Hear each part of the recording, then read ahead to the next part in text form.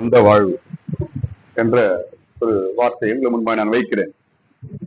கர்த்தருக்கு ஸ்தோத்திரம். கழுதைக்கு வந்த வாழ்வு என்ன இந்த விஷயம் என்று பார்ப்பதற்கு முன்பாக, இயேசு இந்த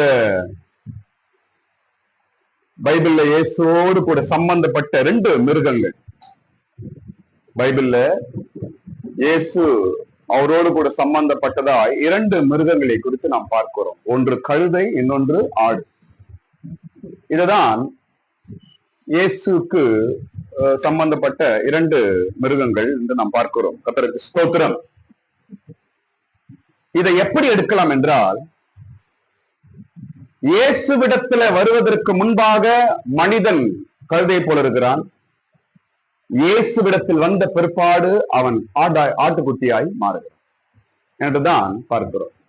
2 மிருகமும் இயேசுக்கு சம்பந்தப்பட்ட ஒரு மிருகம். பைபிள் நிறையத்துல படிக்கிறோம். கர்த்தருக்கு ஸ்தோத்திரம்.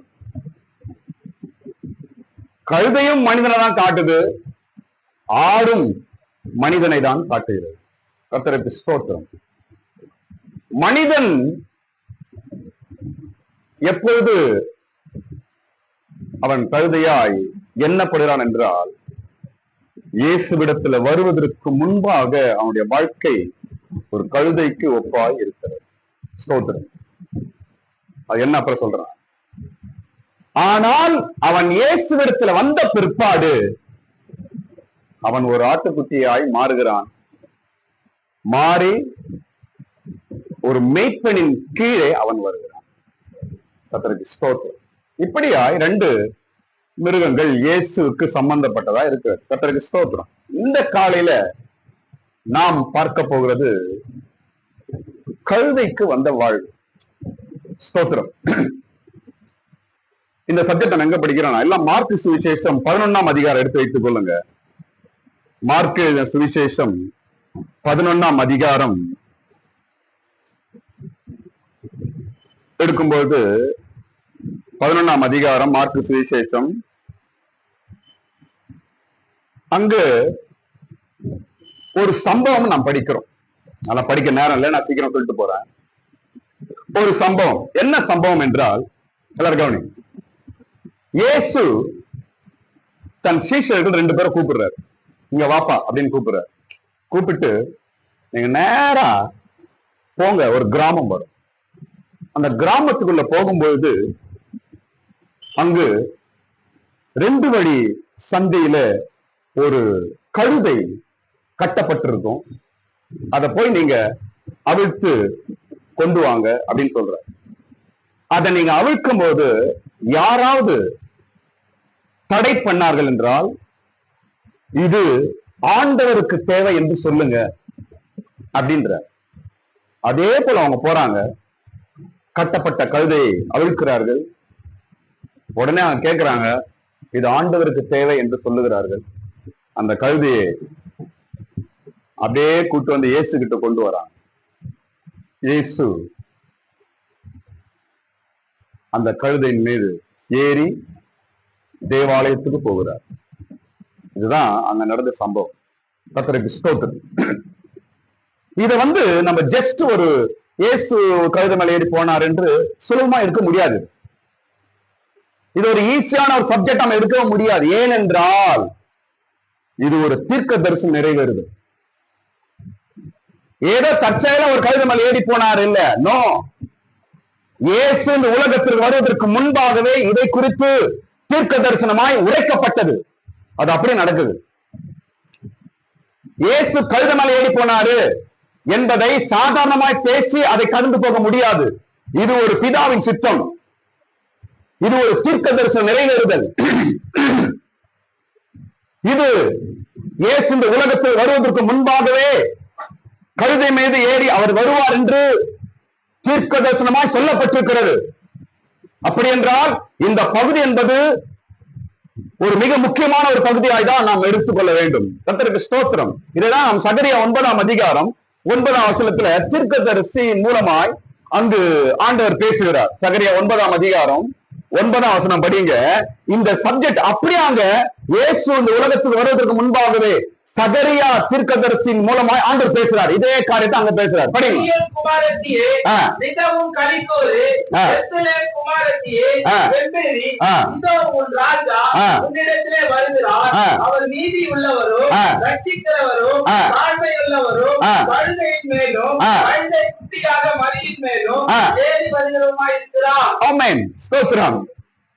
அந்த தீர்க்க தரிசனம் இங்க மார்க்ல என்ன அது அப்படியே நிறைவேறுகிறது. ஸ்தோத்திரம். என்ன பாருங்க, ஒரு கழுதை குறித்து ஆண்டவர் முன்னாடி பேசி நடத்துறாருன்னா உன் வாழ்க்கை அதை காட்டிலும் பல மடங்கு மென்மையான ஒரு கழுதை. அது நம்ம பொதுவா நம்ம பேசுறோம். நம்ம சாதாரண ஒரு கழுதை, அதை குறித்தே அந்த சூழ்நிலை, அந்த என்ன சொல்றது, அந்த ஒரு காரியத்தை குறித்து, அந்த நிகழ்வை குறித்து ஆண்டவர் முன்கூட்டியே அறிவித்து அதை நிறைவேற்றுவார் என்றால் உன் வாழ்க்கையில் நடக்கிற ஒவ்வொரு காரியம் தேவன் தீர்மானத்தின்படிதான் நடக்கிறது. ஆமென். ஸ்தோத்திரம். அவர் கழுதையின் மேல் ஏறி வருவார். ஸ்தோத்திரம். பாருங்க, இது ஒரு தீர்க்கதரிசனம் நிறைவேறுதல். ஸ்தோத்திரம். இதை குறித்து நான் சில விஷயம் நான் பேச போறேன். அந்த கழுதை யாரு? நீ நானும் தான். கழுதை யாருங்க? நீயும் நானும் தான் அந்த கழுதை. சங்கீதத்துல படிக்கிறோம். 32ஆம் சங்கீதம் 9ஆம் வசனம் படிங்க. கழுதையை போல நீ இருக்காத அப்படின்றார் கடவுள். படிங்க. சங்கீதம் 32ஆம் சங்கீதம் 9ஆம் வசனம் படிங்க பாப்போம். அங்க என்ன சொல்லப்படுகிறது?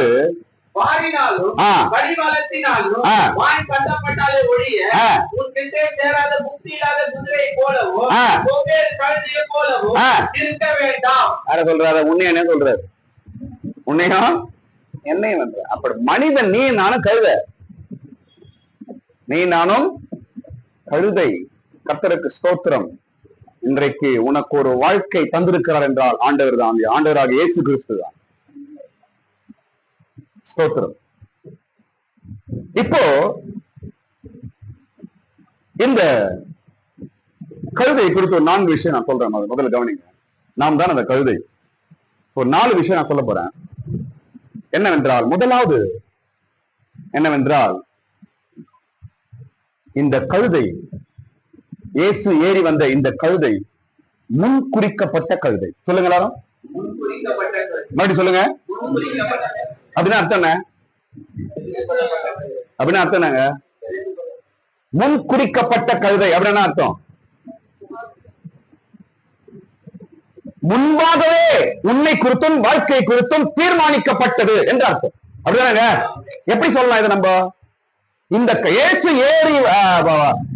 ஏறி சவாரி பண்ண இந்த கழுதை எப்படிப்பட்ட கழுதை? அது கதா பேசுங்க.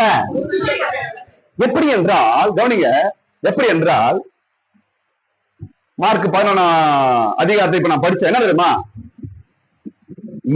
அந்த கழுதை அவளுக்கு இயேசு போனாரா, சீஷர்கள் போனாங்களா? சீஷர்கள் போனாங்க. என்ன சொல்றாரு?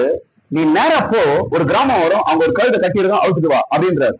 அப்படி என்றால் எங்கேயோ தூரத்துல ஒரு இடத்துல கட்டி இருக்கிற கழுதையை குறித்து இயேசுக்கு முன்பாகவே தெரிகிறது. முன் குறிக்கப்பட்ட கழுதை நீதான், அது நான் தான். அது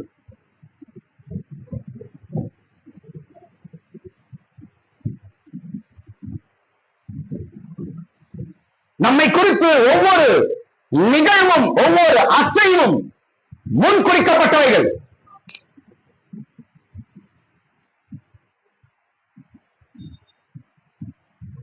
யதார்த்தமா நான் போனேன், யதார்த்தமா நடக்குது. நோ, யதார்த்தம்ன்றது பைபிள்ல கிடையாது, தேவ கடவுள்கிட்டையும் கிடையாது. நம்ம பேச்சுதான் அப்படி. பைபிள் ஒரு வார்த்தை இருக்குது, கவனிங்க.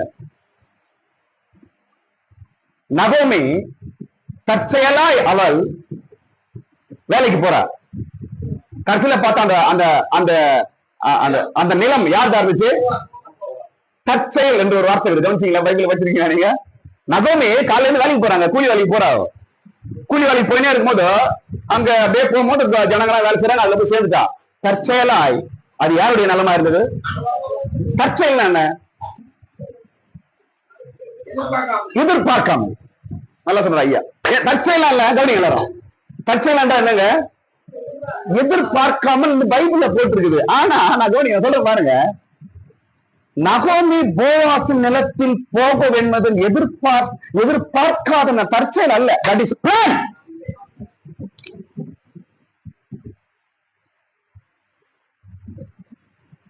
நகோமியும் சரி ரூத்தும் ரூத் தான் போறாங்க. ரூத்தும் போவாசும் இணைந்து அவர்கள் சந்ததியின் மூலம் வந்தவர் தான் தாவீது. இது தற்செயலா போகுது? தாவீதின் சந்ததியில் வந்தவர் தான் யாரு? இயேசு கிறிஸ்து. தற்செயலா இது? தற்செயலாங்க இது? பிளானுங்க எல்லாம். அப்படியே வந்துட்டேன் நான் மாதவத்தில் ஊரு. நோ. அப்படியே வந்துட்டேன் இந்த கம்பெனி ஒரு வேலை கட்சி வேலை செஞ்சேன். நோ. தற்செயல் என்று நீ பேசலாம். இல்லை, அது தேவனால் நியமிக்கப்பட்டிருக்கிறது.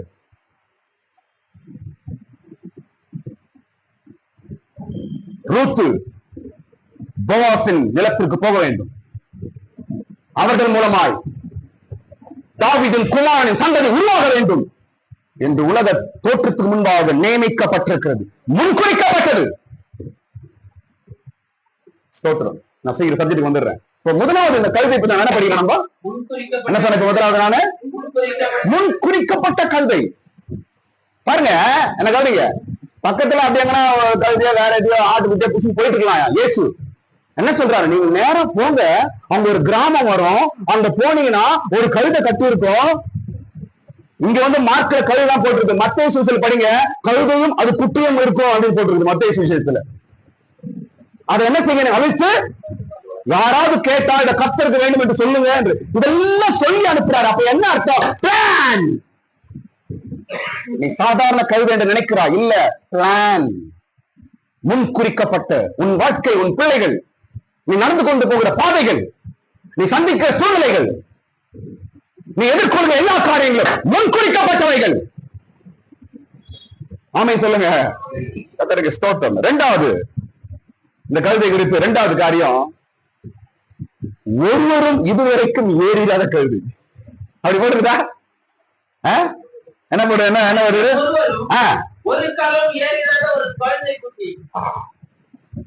இதுவரைக்கும் அந்த கழுதை மேல யாரும் ஏறந்தே கிடையாது.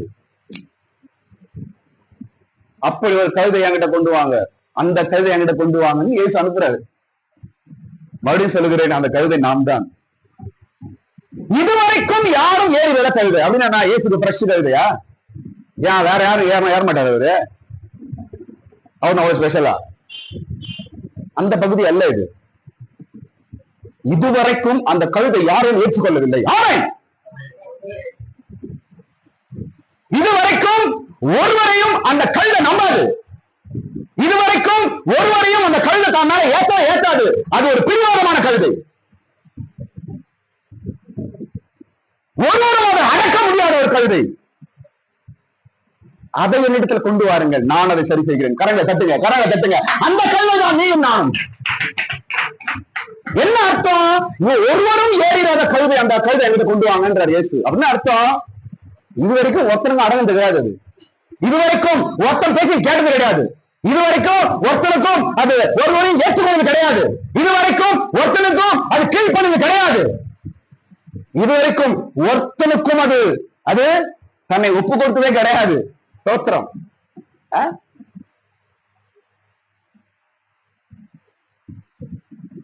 இதுவரைக்கும் ஒருவரும் சொல்லுங்க, வந்துகிற மக்கள் நீ தெரியட்டும்.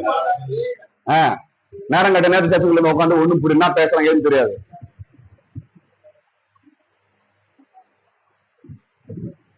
மறுபடியும் அந்த காரியம் அன்றைய படிங்க, மார்க் 17ஆம் அதிகாரத்தை படிங்க. எந்த வசனம் அது? உங்களுக்கு எங்க இருக்கிற கிராமத்துக்கு போங்க, அதுல பிரவேசித்த உடனே மனுஷர் ஒருவரும் ஒரு காலம் ஏறிடாத ஒரு கழுதை கொண்டு. இதுவரைக்கும் ஒருவரும் ஏறிடாத கழுதை. ஸ்தோத்திரம். அப்படின்னா என்ன அர்த்தம்? சுருக்கமா சொல்றேன், அந்த கழுதை யாரும் ஏற்றுக்கொள்ளாது, யாருக்கும் அடங்காது. அப்படி ஒரு கழுதையாய் ஒருவேளை இந்த சூழ்நிலை நீ இருப்பாய் என்றால் ஆண்டவருடைய கட்டுகள் அறுக்கப்படுவதாக. உன் கட்டுகள் அறுப்பாராக.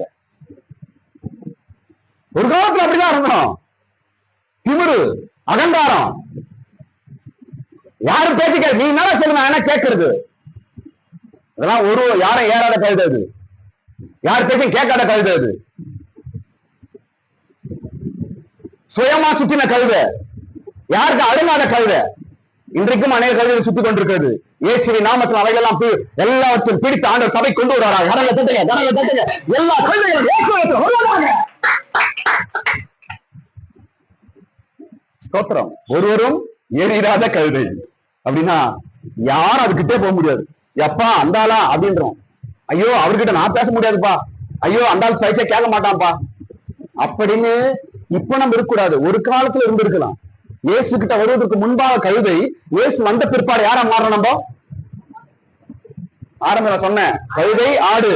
கழுதை என்பது இயேசுக்கு முன்னாடி, இயேசு கிட்ட வருவதற்கு முன்பாக மனுஷன் எப்படி இருக்கிறான்? இயேசு கிட்ட வந்த பிறகு எப்படி மாறுறான்? ஆட்டுக்குட்டியாய் மாறுகிறான். கர்த்தருக்கு ஸ்தோத்திரம். நாம அப்படி பேர் வாங்க கூடாது. அப்பா அந்த ஆள் கிட்ட பேச முடியாதுப்பா, ஐயா அந்த ஆள் மோசமானவன்பா, ஐயோ அவன் பயங்கரமானவன்பா, அவன் கோவக்காரன்பா, அவன்கிட்ட போக முடியாதுப்பா, அதுகிட்ட வாழ முடியாதுப்பா, அது பொண்ணாது பிசாசு, இதெல்லாம் பேர் வாங்கினீங்கன்னா இன்னும் நீங்க இயேசு கிட்ட வராத கழுதுங்களா. ஒரு காலத்தில் அப்படி இருக்கலாம். இப்படி நீ உன் கட்டுகள் அழுகப்பட்ட கழுதை, நீ இப்போது நீ கழுதை அல்ல, நீ ஆட்டுக்குட்டி. ஆமென். ஸ்தோத்திரம். மூன்றாவது, இந்த கழுதை குறித்து படிக்கும் போது மூன்றாவது விஷயம் சொல்றேன், கவனிங்க. இந்த கழுதை புத்தி இல்லாத கழுதை. சொல்லுங்களா? 32ஆம் சங்கீதம் 9ஆம் வசனத்தை நாம் படிச்சோம். ஒரு கழுதை குறித்து அங்க என்ன சொல்லப்படுகிறது? புத்தி இல்லாத கழுதை. ஒரு காலத்துல புத்தி இல்லாம இருந்த, இப்ப நீ புத்தி இல்லாம இருக்க கூடாது. இப்ப இயேசுவ மேல இருக்கிறாரு, இப்ப இயேசுவன் கூட இருக்கிறார், நீ இயேசுவோட கூட இருக்கிற. இப்பயும் புத்தி இல்லாம இருந்தா அப்ப என்ன அர்த்தம்? அது சர்ச்சுக்கு வந்தும் புத்தி இல்ல, பைபிள் படிச்சும் புத்தி இல்ல, பாஸ்டர் கீழ் படிச்ச டைம் சர்ச்சுக்கு தான் புத்தி வரும்.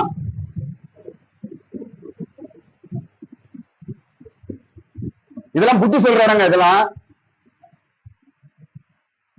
ஏன் பேச்சும் பைபிள் பேச்சும் கீழ்படி நடந்தீங்களா உங்களுக்கு புத்தி வரும், நல்லா இருப்பீங்க. நீங்க இங்கே உங்களுக்கு புத்தி வரல, எங்க புத்தி வரும்? டிவியா? இந்த சீரியல் பாக்குறவங்க பாருங்க, குடும்பம் கெட்டு நாசனம் ஆயிடும்.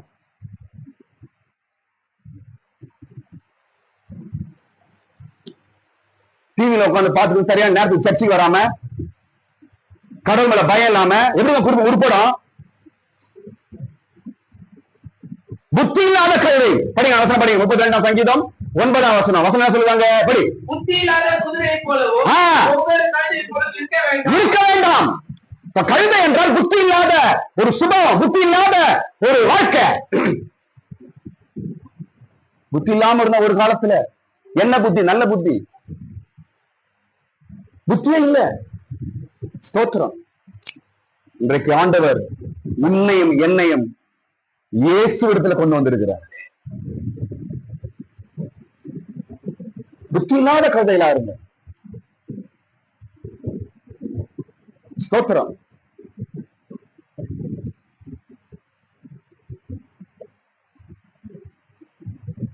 நமக்கு புத்தியும் ஞானமும் அறிவும் கொடுப்பது தேவ சமூகமும் நம்ம கையில் இருக்கிற பைபிளும் தான். ஒரு காலத்துல புத்தி இல்லாம இருந்தோம், ஒரு காலத்துல புத்தி இல்லாம பேசணும், ஒரு காலத்துல புத்தி இல்லாம நடந்தோம், ஒரு காலத்துல புத்தி இல்லாம வாழ்ந்தோம். இப்பயும் அப்படியேவா? ஸ்தோத்திரம். அப்படி ஒரு கழுதையாய் நாம் இருந்தோம். இன்னொரு காரியம் சொல்றேன் நான். 4வது காரியம், கட்டப்பட்ட கழுதை. சொல்லுங்களா? இந்த கழுதை என்ன எப்படி இருந்தது? கட்டப்பட்ட கழுதை. கழுதை குறித்து 4 விஷயம் சொன்னேன். முதல் காரியம் சொல்லுங்க, சொல்லுங்க. முதலாவது காரியம் என்ன?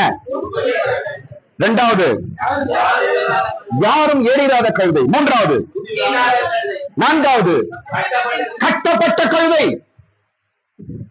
ஸ்தோத்திரம். நம்மளாம் கழுதைங்க, பைபிள் சொல்லுது.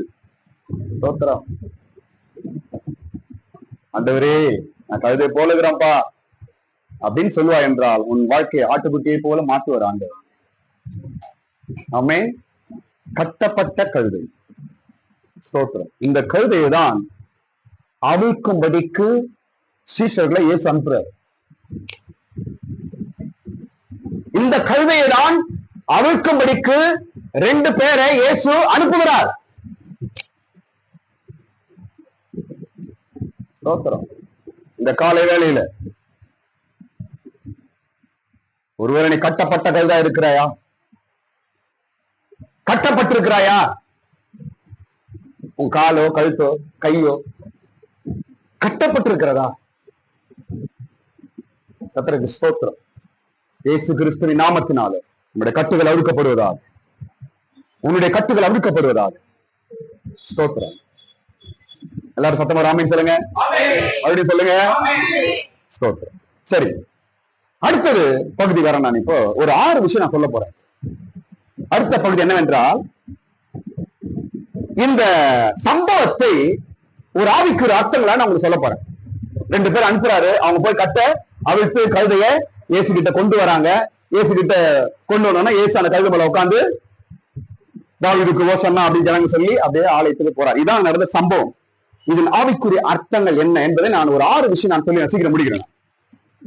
ஸ்தோத்திரம். நாம் தான் கழுதை. கழுதைக்கு வந்த வாழ்வு. ஸ்தோத்திரம். இதுவரைக்கும் வாழ்ந்ததல்ல, இனிமேலும் உனக்கு ஒரு நாள் வாழ்க்கை ஆண்டு வச்சிருக்கிற. இதுல திருப்தி ஆயிடாது. அப்ப நான் மாட்டேன்ப்பா, எனக்கு ஒரு குடும்ப பிள்ளை வந்துச்சுப்பா. நோ, இன்னும் மேன்மையான வாழ்க்கை உனக்கு உண்டு. இன்னும் மேலானவனையை காண்பாய். ஆமென்.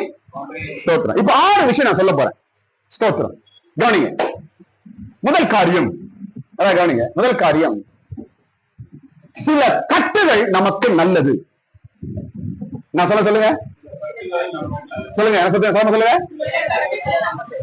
இந்த கழுதை என்னவா இருந்துச்சாங்க? கழுதை எப்படி பட்டிருந்துச்சுங்க? கழுதாங்க சில கட்டுகள் நமக்கு நல்லது. அதனால நம்ம வாழ்க்கையே கட்டா இருக்கணும் அப்படின்னு நான் சொல்ல வரல. கட்டு அவிழ்க்கப்படுவதுதான் இன்னைக்கு மெசேஜ். ஸ்தோத்திரம். ஆனா இதுல ஒரு அர்த்தம் என்னவென்றால், ஒரு முக்கியமான காரியம் கவனிங்க. சில கட்டுகள் நமக்கு, சத்தமா சொல்லுங்க, சில கட்டுகள் உங்களுக்கு நல்லது. ஸ்தோத்திரம். சில சூழ்நிலைகள், சில வேதனைகள், சில பிரச்சனைகள் நமக்கு நல்லதுங்க. ஒரு நிமிஷம் இன்னைக்கு திரும்பி பாருங்க. நீ கடந்து வந்த பாதை, சில சூழ்நிலைகள் நீ கஷ்டம் நினைச்ச, ஆனா இன்னைக்கு அப்பா நல்லதா போச்சு பாது, அது நல்லதா இருந்துச்சு. எத்தனை விஷயம் நாம் சொல்லியிருக்கிறோம் இல்லையா? உண்மையா இல்லையாங்க? ஆம். அதை வைத்துதான் இந்த காலையில் நான் சொல்ற முதல் காரியம், சில கட்டுகள் உனக்கும் எனக்கும் நல்லது. கவனிங்க. இப்ப அந்த கழுத கவனிங்க, அந்த கட்டப்பட்ட இருந்ததுனாலதான் இயேசு கிட்ட வந்துச்சு. அது அவுக்கப்பட்ட கழுத அந்த ஊரெல்லாம் சுத்தி இருக்காரு.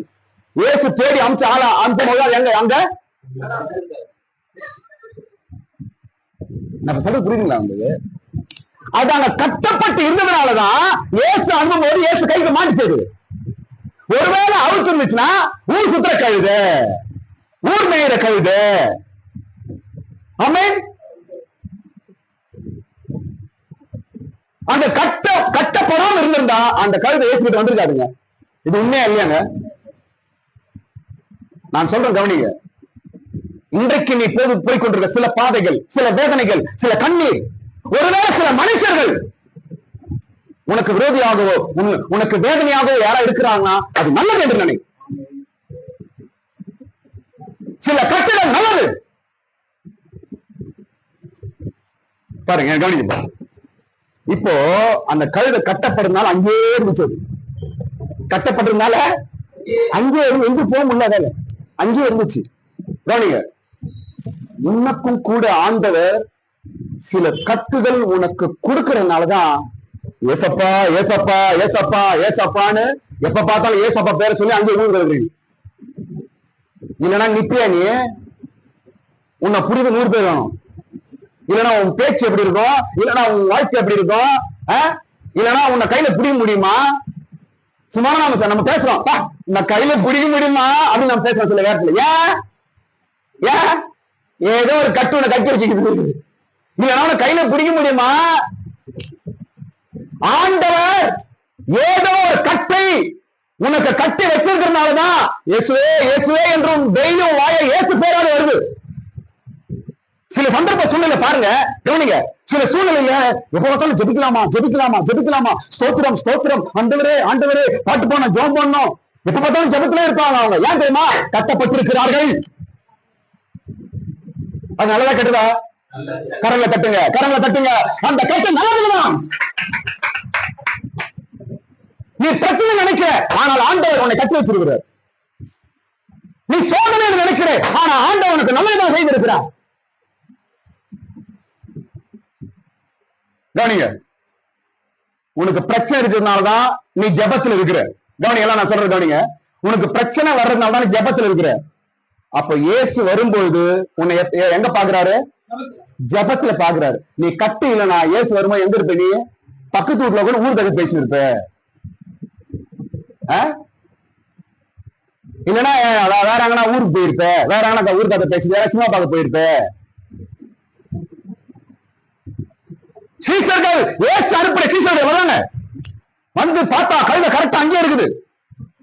அவர் சொன்னபடியே கூட்டிட்டு போயிட்டாங்க.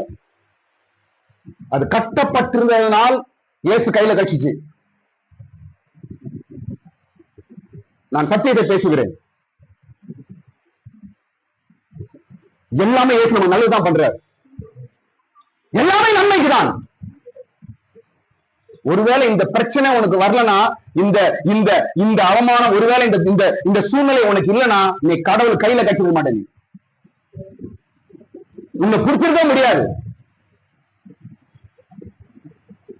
அதனால் சில கட்டுகள் நமக்கு நல்லது. இரண்டாவது காரியம், இரண்டாவது விஷயம் சொல்றேன், கவனிங்க. இந்த கழுதை எங்கே கட்டப்பட்டது என்றால் இருவழி சந்தியிலே கட்டப்பட்டது. படிக்கிட்ட வசனம் படிக்க. 4 வசனம், மார்க் 11:4. அவர்கள் போய் வெளியே இருவழி சந்தியில் ஒரு வாசல் அருகே கட்டியிருந்த அந்த குட்டியை கண்டு. போதும். எங்க கட்டப்பட்டுச்சு? இருவழி சந்திப்பு. என்னது? அப்படி ஒரு ரோடு, ஒரு ஃபர்ஸ்ட் மெயின் ரோடு, இது ஒண்ணு போகுது. அது ஜாயின் பண்ற இடம் என்ன சொல்றோம் நம்ம? 2 வே. பாருங்க, 2 வழி சந்திக்கிற இடத்துல இந்த கழுதை கட்டப்பட்டிருந்தது. என்ன கவனிங்க, இருவழி சந்திப்பு. இயேசு நிறைய இடத்துல 2 விஷயத்தை பேசுறார். இடுக்கமான வாசல், இடுக்கமான வழி, சொல்லுங்க. அடுத்த விசாலமான வழி, மரண வழி, ஜீவ வழி, நரகம், சொல்லுங்க நரகம். எல்லாமே இயேசு 2 தான் பேசுறார். ஸ்தோத்திரம். இன்றைக்கு அநேக கழுதைகள், அநேக மனுஷர்கள் எங்க நம்ம கட்டப்பட்டிருக்கிறாங்க? எந்த வழியில போக தெரியாமல் முழிக்கிற இடம் தான் கட்டப்பட்ட இடம், இருவழி சந்து. எந்த வழியில போக தெரியல. ஜீவ வழியா, நரக வழியா, இறுக்கமான வழியா, விசாலமான வழியா, எதுல போறது தெரியல என்று இன்னைக்கு நிறைய பேர் கன்ஃபியூஸ். அதுதான் இருவழி சந்தை. இந்த இருவழி சந்தை என்பது குழப்பத்தையும் கேள்விக்குறியையும் காட்டுகிறது. மறுபடியும் சொல்ல கவனிங்க.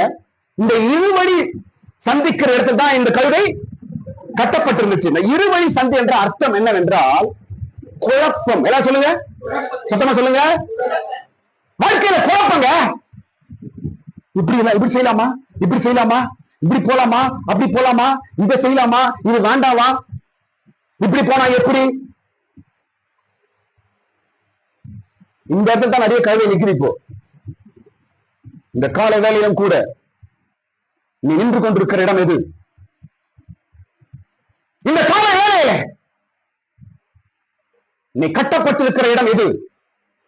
இன்றைக்கு ஆண்டவர் உனக்கு தெளிவு தருகிறார். இன்றைக்கு உன் குழப்பங்கள் நீங்கப்படுகிறது. அநேகருக்கு தெரியல, எந்த வழியில போய் தெரியலையே. ஒரு பக்கம் பாவம் இருக்குது, வா சினிமாவுக்கு போலாம், வா விபச்சாரம் செய்யலாம், வா தப்பு செய்யலாம் என்று ஒரு பக்கம் ஒரு வழி இருக்குது. இன்னொரு வழி வேண்டாம், அப்படி செய்யாத, அப்படி போவாத என்று ஒரு மனிதனை இரண்டு சக்திகள் அவனை என்ன செய்து, அவனை நடத்துது, அவனை கண்ட்ரோல் பண்ணுது. அதான் உலகம். இந்த கழுதை அங்கதான் மாட்டிச்சு, அங்கதான் இருக்குது. அது ஒரு கட்டு, சொல்லுங்க, அது ஒரு கட்டு. இந்த காலை வேளையில நீங்கள் எந்த குழப்பத்தில் இருக்கிறீர்கள், உங்களுடைய கட்டுகளை அமைக்கும்படிக்கு இயேசு பரிசுத்தாவியானவரை அழைத்திருக்கிறார்.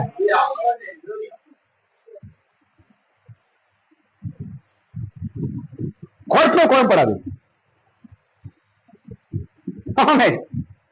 பாருங்க, என்ன பாருங்க, என்ன பாருங்க, இருவழி சந்தி, எந்த வழியில போறதுன்னு குழப்பத்தில் இருக்குது அந்த கழுதை. ஆனா நடந்துனா தெரியுமா, நினைக்காத ரெண்டு, அது ரெண்டு நினைக்காத மூன்றாவது வழியில போகுது. நான் சொல்ல புரியுதா உங்களுக்கு? ரெண்டு வழி சந்தி, இப்படி போலாமா, இப்படி போலாமா, இப்படி போலாமா, இப்படி போலாமா, இப்படி செய், அப்படி செய், ஒரு குழப்பம். ஆனா ஏசு அம்சம் ரெண்டு பேரு வந்தாங்க, என்ன பண்ணாங்க, அது யோசிக்க இல்லாம எந்த வழியில கொண்டு போறாங்க அவங்க? நான் சொல்லுகிறேன், நீ நினைக்கிற இந்த ரெண்டு வழியில ஏதோ ஒன்று நினைக்கிற, இல்ல மூன்றாவது வழியில ஒண்ணு நடத்த போறாங்க. மூன்றாவது வழியில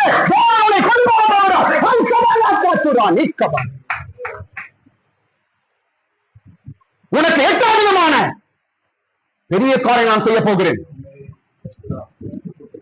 அறியாததும் எட்டாவிதமான பெரிய காரியத்தை நான் செய்ய போகிறேன். நீ நினைக்கிறபடி அல்ல. அதுவா இதுவா இல்ல, வேற வழியே இல்லையே என்று நீ நினைக்கிற, இல்ல, இயேசு அனுப்புகிறான். இயேசு அனுப்பின மூணாவது வழி, எல்லாம் சொல்லுங்க. ஒரு மூணாவது வழி ஒன்று இருக்குது. ஸ்தோத்திரம். இருபடி சந்தையிலே கட்டப்பட்ட கழுதை அவிழ்க்கப்பட்டது. குழப்பம், கேள்விக்குறிகள். இன்னைக்கு கேள்விக்குறி நிறைய. என்ன எப்படி, என்ன எப்படி, இப்படின்னா எப்படி எப்படி எப்படி யோசிச்சு யோசிச்சு யோசிச்சு யோசிச்சு யோசிச்சு அந்த கழுதை அங்கேயே பாதி ஆயுசு போயிடுச்சுமோ.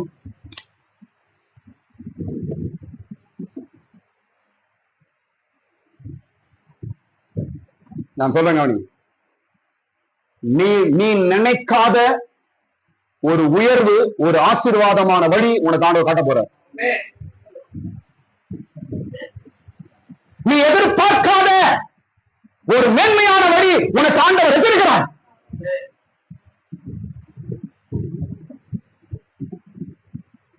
அன்றைக்கு ரெண்டு சீஷர்களை அனுப்பினது போல இன்றைக்கு ஆண்டவர் வசனத்தை உனக்கு அனுப்பியிருக்கிறோம். அன்றைக்கு இயேசு ரெண்டு சீஷர்களை அனுப்பினார் கட்டை அவிழ்க்கும்படிக்கு. இன்னைக்கு வார்த்தையை உனக்கு அனுப்புகிறார். ரெண்டு சீஷர்களை போல சத்தியம் நடத்த வருகிறது உன்னை அவிழ்க்கும்படிக்காக. இனி உனக்கு குழப்பம் கிடையாது. இதுவா இதுவா இதுவா, நோ, இது எப்படி, இது எப்படி, கேள்விக்குறியோடு இருக்கிறாயா? இல்ல, மூணாவது வழி ஒன்று திறக்க போகுது. ஆமென். உலகத்தை சொல்றான் மூணாவது கண்ணு அப்படின்னு, அப்படின்னா என்ன சொல்றாங்க? மூணாவது கண், அதுனா நெற்றிக்கண். சோத்திரம். நெத்தியில கண்ணுக்குதோ புண்ணுக்குதோ அவனுக்கு தெரியாது. அது திறக்குமா, எப்ப திறக்கும் தெரியாது. ஸ்தோத்திரம். ஆனா இந்த வேளையில ஆண்டவர் பேசுகிறார், உனக்கு மூன்றாவது ஒரு வழியை நான் வச்சுக்கிறேன்னு சொல்றார். இருவழி சந்திப்புல நீ மாட்டிருக்கிற, முற்றத்துல மாட்டிருக்கிற, நீ எது எதுன்னு குழப்பமா இருக்கு. இது இல்ல, இது இல்ல, நான் வேறு ஒன்றை உனக்கு வைத்திருக்கிறேன். நான் வேறு ஒன்றை உனக்கு வைத்திருக்கிறேன். அந்த வழியில் தான் நீ நடத்தப்படுவாய். ஸ்தோத்திரம்.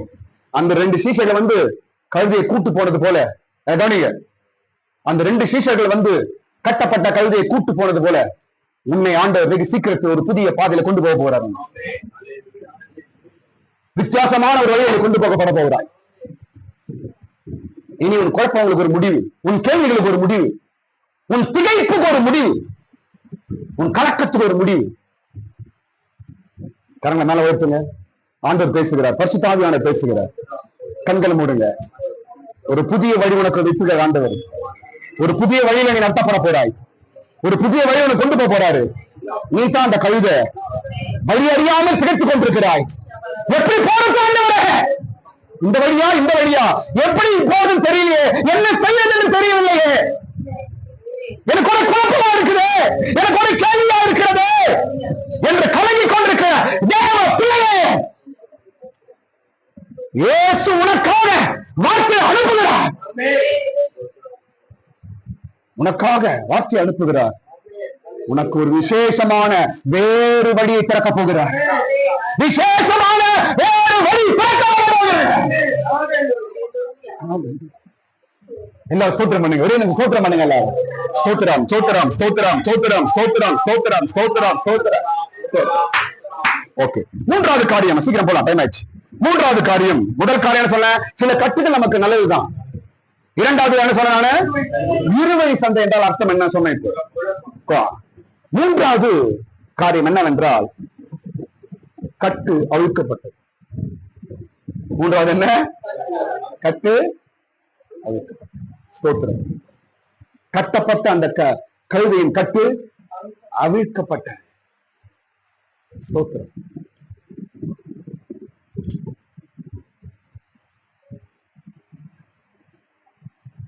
உன்னுடைய கட்டுகள் ஆண்டவர் அவிழ்க்கும் நேரம் வந்தாயிற்று.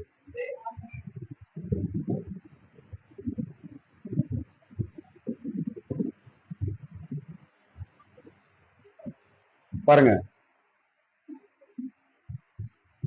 லோத்தையும் அவன் குடும்பத்தையும் மனைவியும் சோதோம் கொமாரால இருந்து தப்பித்து வெளியே அவனை கொண்டு வருவதற்காக 2 தேவதூதர்கள் வந்தார்கள்.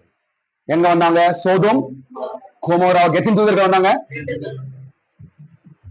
2 பேர் போய் பெரிய ஒரு ஆபத்துல லோத்தையும் மனைவி பிள்ளைகளை வெளியே ஈட்டி கொண்டு வந்து அவனை தப்பிக்க செய்தார். அதே 2 பேர் இங்க வந்து கழுதையின் கட்டை அவிழ்க்கிறார். இந்த கால வேளையில அந்த தேவ தூதர்கள் நம்மத்தில் வந்திருக்கிறார்கள். ஆமென். 2 என்பது கிருபை சத்தியம். சொல்லுங்க சொல்லுங்க. 2 சீஷர்களை இயேசு அனுப்புறாரு. 2த்துக்கு அர்த்தம் என்ன?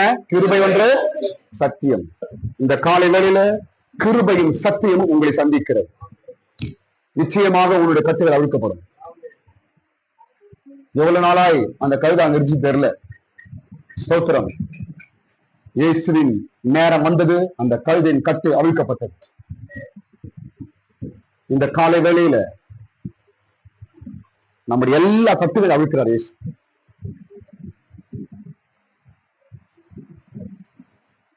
பாருங்க, யானைய காலை கட்டிருப்பான், பாத்திருக்கீங்களா? எதை கட்டிருப்பாங்க? சங்கிலி. யானை கால சங்கிலி. ஆனா அந்த அந்த விஷயத்த ஒண்ணு நான் போன்ல பார்த்தேன். சங்கிலி யானை காலை கட்டியிருக்கோம், ஆனா அந்த சங்கிலி மரத்துல கட்டிருக்க சும்மாதான் இருக்காது. பாத்துருக்கீங்களா நீங்க? சங்கிலி எதை கட்டிருக்கோம்? யானை காலை நல்லா, அவன் யானை பார்க்கும்போது நல்லா கட்டுவான், காலை கட்டுவான், காலை கட்டிடுவான். ஆனா அடுத்த முனைய மரத்தெல்லாம் கட்ட மாட்டான். கட்டுற மாதிரி அப்படி இருக்கும், ஆனா கட்ட மாட்டான், சும்மாதான் இருக்கும். ஆனா யானை என்ன நினைச்சுக்க தெரியுமா? என்னை கட்டி வச்சுக்கான், நான் எங்கேயும் போக முடியாது. யானை நினைக்குது இல்லங்க, மரத்தை கட்டியிருந்தா சும்மா ஓடுற மரத்தோட ஓடினாங்க. காலை ஓடிச்சுன்னா மரத்தோட புடின்னு போயிட யானை. ஆனா மரத்தோட கட்டல, சும்மா காலை சங்கிலிக்க. அது அந்த மைண்ட் வேற மாதிரி பண்ணுவானா. ஒரு கேக்குறாங்க அந்த ஏலக்காரனை, ஒரு பேட்டி எடுத்தாங்க, பார்த்தேன். என்னங்கன்னா, நாங்க அதுக்கு கட்டுற மாதிரி நாங்க பண்ணுவோம், ஆனா மரத்தை கட்ட மாட்டோம். எந்த மரம் அர்த்தம் போயிடும் அது. ஆனா என்ன நினைக்காது, கட்டி இருக்கான்னு மைண்ட் நினைக்கும் அது. அப்ப கட்டு காலியா மைண்ட்லயா? யானையோட கட்டு காலியா அது மனதிலையா? இயேசுவின் நாமத்தினால உனக்கு கட்டே கிடையாது. நீ நினைச்சுக்கிற கடவுள் உன் மனதின் கட்டை இன்றைக்கு ஆவியாளர் அழுவாராக. நீ நினைக்கிற எனக்கு ஏதோ பிரச்சனை, எனக்கு ஏதோ கஷ்டம், ஏதோ எனக்கு நடக்க, எனக்கு யாரோ ஏதோ செய்யறாங்க, யாரோ எனக்கு விரோதம் பண்றாங்க, யாரோ எனக்கு வெறுக்கிறாங்க, ஏதோ எனக்கு யாரும் இல்லை என்று உன் மனதிலான கட்டு, வேற ஒன்றும் இல்லை உனக்கு. சாத்தான் உன்னை ஏமாற்றிக் கொண்டிருக்கிறான். சாத்தான் உன்னை ஏமாற்றிக் கொண்டிருக்கிறான். ஸ்தோத்திரம். ஆனா யானைய கூட்டிட்டு போகும்போது அந்த காலில் இருக்க மாட்டான் அவுப்பான். அப்பா என்ன நினைச்சுக்காது, அப்பா என்ன அவுத்துறான்டாப்பா, காலில் இருக்க மாட்டான் அவுத்துருவான். யானை நினைக்கும், ஓ என்ன அவுத்துட்டாரு, நான் இனிமே போகலாம். என்னங்க மாயம் மந்திரமா? இப்படிதாங்க இன்னைக்கு நீங்க நான் ஏமாந்து கொண்டிருக்கிறோம். கர்த்தருக்கு ஸ்தோத்திரம். இன்றைக்கு நம்முடைய மனதின் கட்டுகள் எதையோ குறிச்சு யோசிச்சு, உன் தோல்வியை குறிச்சு நினைச்சு எனக்கு ஒண்ணு இல்லை, எனக்கு அது இது என்று நீ நினைக்கிற அந்த மனது இயேசு கிறிஸ்துவின் நாமத்தினால கழுதையின் கட்டை அவிழ்க்கப்பட்டது போல இந்த ஒரு விடுதலையோடு நம்ம இங்கிருந்து போவோமாக. ஒரு விடுதலையோடு நம்ம இங்கிருந்து போவோமாக. எல்லாரும் ஆமென் சொல்லுங்க.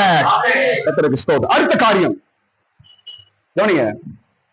அடுத்த காரியம் எத்தனாவது காரியம் சொல்ல நான் இப்போ? 4வது காரியம். பாருங்க, இவங்க போய் அழுக்குறாங்க. உடனே அவங்க பக்கத்துல இருக்கிறாங்க, ஏன் அழுகுறீங்க அப்படின்னு கேக்குறாங்க. இயேசு அனுப்பும்போதே சொன்னாரு, நீங்க போய் அழுக்கும் போதே என்ன பண்ணுவாங்க, கேட்பாங்க அப்படின்னு சொல்லி அனுப்பிச்சாரு. அதே போல இவன் போய் கழுவு அவுக்குறாங்க இவங்க. உடனே பக்கத்துல இருக்கிறவங்க, ஏன் அவுக்குறீர்கள்?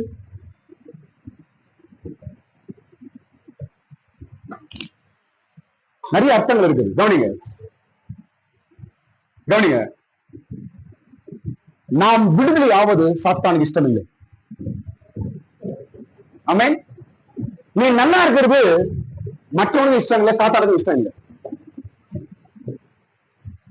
உன் கட்டு அவிழ்க்கப்படுவது, உன் தரித்திரம் நீங்குவது, உன் வேதனைகள் நீங்குவது, நீ சந்தோஷமாய் விடுதலையா சமாதானமாய் இருப்பதை சாத்தானும் உலக மனுஷன் விரும்பவில்லை.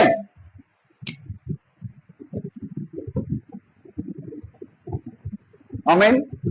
பாருங்க, எனக்கு கவனிங்க. எவ்வளவு நாள் அந்த கழுதை கட்டி இருக்குதுன்னு அவனுக்கு தெரியாது. பக்கத்துல இருக்குது, ஐயோ அது கட்டி இருக்குது அப்படின்னு நினைக்கல. அது சாப்பிடுச்சா இல்லையா, மேஞ்சிச்சா இல்லையா, அதெல்லாம் அவனுக்கு கவலை கிடையாது. ஏன் அவுக்குறீங்க, அதுக்கு மட்டும் வந்துடும்.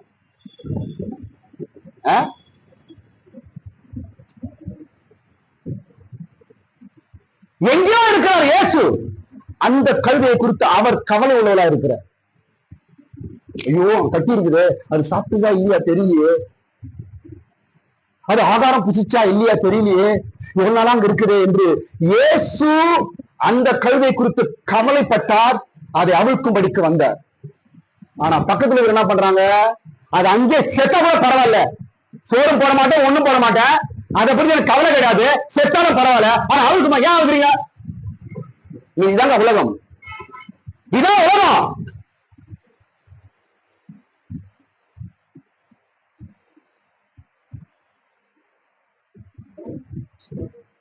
சிரிக்கும் போது எல்லாரும் சேர்ந்து சிரிப்பாங்க, ஆனா அழும்போது நம்ம தனியா தான் அழுவோம். கூட அழுவாங்கல்ல. ஆனா சிரிக்கும் போது எல்லாம் சிரிப்பாங்க. உன்னை பார்த்து உலகம் சிரிக்கும் போது எல்லாரும் சிரிப்பார்கள், ஆனால் அழும்போது தனியா தான் அழுதாங்க. இதுதான் உலகம். நம்ம கெட்டு போனா கண்டுக்க மாட்டான், ஆனா ஒரு பிரச்சனை நம்ம கேள்வி கேட்க வந்துருவோம். இதான் உலகம். நான் கஷ்டமா இருக்கும்போது நீங்க வந்தீங்களா? இயேசுதான் கேட்கிறார், நான் சிறையில இருந்து பார்க்க வந்தீங்களா? நான் ஆதாரம் இல்லாமல் இருந்தேன், எனக்கு ஆதாரம் கொடுத்தீர்களா? நான் வியாதியா இருந்தேன் பார்க்க வந்தீங்களா? நான் தாகமா இருந்தேன் தண்ணி கொடுத்தீங்களா? கேட்கிறார் கேள்வி. அப்பெல்லாம் வாய முடிச்சு இப்ப வந்து பரவாயில்ல போகணும்னு சொல்றியா? அது வேதனையா இருக்கும்போது, ஆதாரம் இல்லாமல் இருக்கும்போது கழுதை குட்டி கவலை இல்லை, அங்கே செத்து போன சந்தோஷம் தான் அவனுக்கு. ஆனா இது தப்பிச்சு போத எங்கேயோ, என் கண்ணு முன்னாடி செத்து போனா பரவாயில்ல, என் கண்ணு முன்னாடி கெட்டு போனா பரவாயில்ல, ஆனா இது இங்கிருந்து போகக்கூடாது. உலகம், உலக மனுஷர்கள்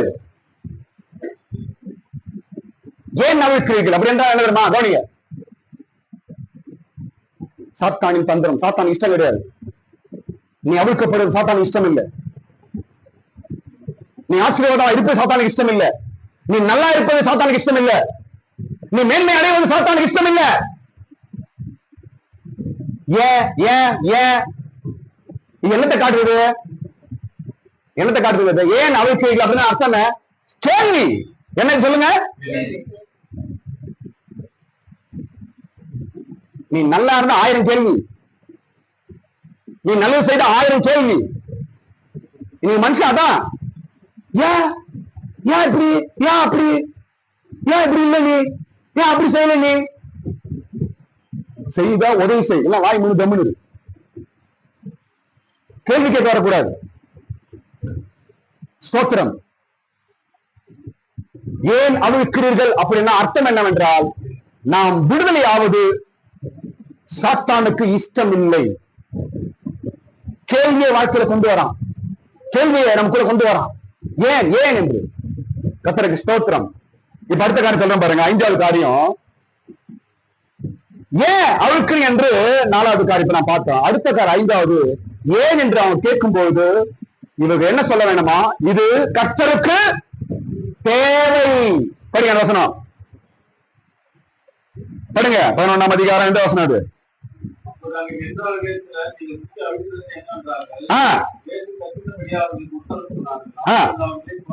மேல மேல போடுங்க. இதுக்கு ஆண்டவருக்கு மேல போங்க. எந்த வசனம்? இது ஆண்டவருக்கு வேண்டும் என்று சொல்லுங்கள். எந்த வசனம்? மூசா படி. ஏன் இப்படி செய்யுங்கள் என்று ஒரு உங்களிடத்தை கேட்டால் இது ஆண்டவருக்கு வேண்டும் என்று சொல்லுங்கள். ஏன் என்று கேள்வி கேட்டால் என்ன சொல்லணுமா? இவங்க ஆண்டவருக்கு வேண்டும். இது என்னத்தை காட்டுகிறது என்றால் பாருங்க, சாத்தானை நாம் கடிந்து கொள்வதை காட்டுகிறது. கேள்வியை கொண்டு வந்து, சந்தேகத்தை கொண்டு வந்து உன்னை குழப்பும் போது என்ன சொல்லணும்? அவனை கடிந்து கொள்ள வேண்டும், அவனை எதிர்க்க வேண்டும், அவனை அடக்க வேண்டும். சாத்தானை எதிர்த்து இருந்தால் அப்போது அவன் உங்களை விட்டு ஓடி போவான். ஸ்தோத்திரம். சாத்தானை கடிந்து கொள்வதை காட்டுகிறது. எல்லாரும் கழுதையா இருக்கணும், அவங்க ஆட்டுக்கிட்ட மாறக்கூடாது. எல்லாம் கழுதையா இருக்கணும், இயேசு கிட்ட போடக்கூடாது. இதுதான் சாத்தானின் தந்திரம். ஸ்தோத்திரம். இது ஆண்டவருக்கு வேண்டும் என்று சொல்றார்கள். என்ன சொல்றாங்க அவங்க? சொல்லுங்க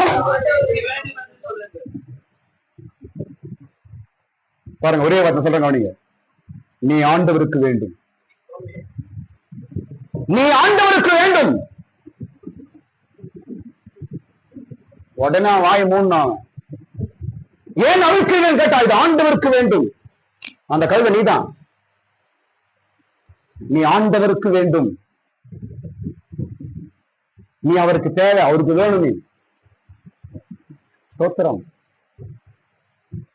நாம் கர்த்தருக்கு வேண்டுமா? நாம் இயேசுக்கு வேணுங்க. நம்ம அதனால்தான் நம்மளை கொண்டு வந்திருக்கார், ரட்சித்திருக்கிறார், இந்த மென்மையா வாழ்க்கை கொடுத்திருக்கிறார். நான் ஆண்டவருக்கு தேவை. எல்லாரும் சொல்லுங்க, கையை மேல உயர்த்துங்க. இந்த வார்த்தை எல்லாம் சொல்லுங்க, கையை மேல உயர்த்துங்க. நான் ஆண்டவருக்கு தேவை. எல்லாம் சொல்லுங்க, மறுபடியும் சொல்லுங்க, மறுபடியும் சொல்லுங்க. நீ ஒண்ணுக்கு வர மாட்ட, உன்னால ஒரு பிரயோஜனம் இல்லை. நோ, நான் ஆண்டவருக்கு தேவை. இயேசு சொல்றார், ஆண்டவருக்கு தேவை என்று சொல்லுங்க. நீ நானும் ஆண்டவருக்கு தேவை. அதனாலதான் அந்த இருவழி சந்தையில கட்டப்பட்டிருந்த உன்னை விடுதலையாக்கி கொண்டு வந்தார். நீ ஆண்டவருக்கு தேவை. ஏதோ ஒரு விஷயத்துல நீ தேவை, ஏதோ ஒரு காரியம் நீ தேவை. உனக்கு நீ அவருக்கு தேவை. உங்ககிட்ட ஒண்ணு இல்லையா? நீ அவருக்கு தேவை. உனக்கு ஞானமே இல்லையா? நீ அவருக்கு தேவை. உனக்கு அறிவே இல்லையா? நீ அவருக்கு தேவை.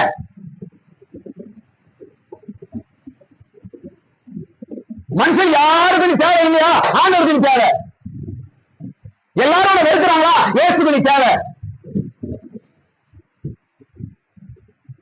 நீ ஒன்றும் இல்லாமல் இருக்கிறாயா? நீ ஆண்டவருக்கு தேவை. ஆமென். இதுவரைக்கும் அந்த கழுதை எப்படி இருந்துச்சாங்க? ஒருவரும், இந்த கழுதைக்கு பேர் என்னவா? ஒருவரும் இதுவரைக்கும் ஏறாத கழுதை. ஆனா இப்ப என்ன பேர் வந்துச்சதுக்கு? ஆண்டவருக்கு. இதுவரைக்கும் யாருக்கும் உதவல, யாரும் கிட்ட சேர்க்கல, யாருக்கும் அது யூஸ் ஆகல, யாரா இருந்தாலும் சவாரியம் பண்ணல, யாருக்கும் பிரயோஜனம் இல்லாம அங்க இருந்துச்சு, கட்டப்பட்டுருந்துச்சு. ஆனா இன்னைக்கு இயேசு என்ன சொல்றாரு? நீ எனக்கு தேவை.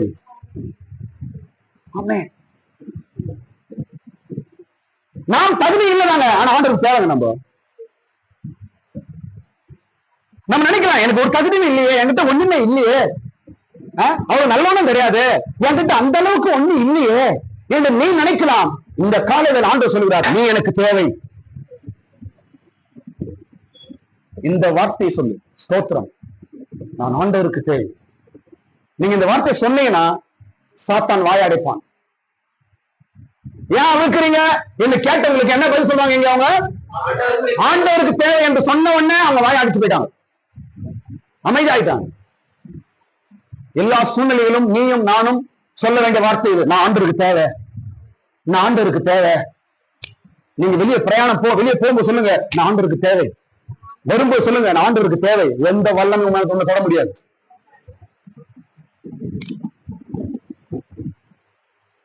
நான் ஆண்டவருக்கு தேவை என்று சொல்லி பாருங்க, ஆண்டவர் இன்னும் ஆயுசு நாட்களை கொடுப்பார் உனக்கு. இன்னும் இன்னும் நீங்கள் வாழ்வீர்கள். நான் ஆண்டவருக்கு தேவை, நான் ஆண்டவருக்கு தேவை. சொல்லுங்க எல்லாரும் சத்தமா சொல்லுங்க. இதுதான் சாத்தானை கடிந்து கொள்வது.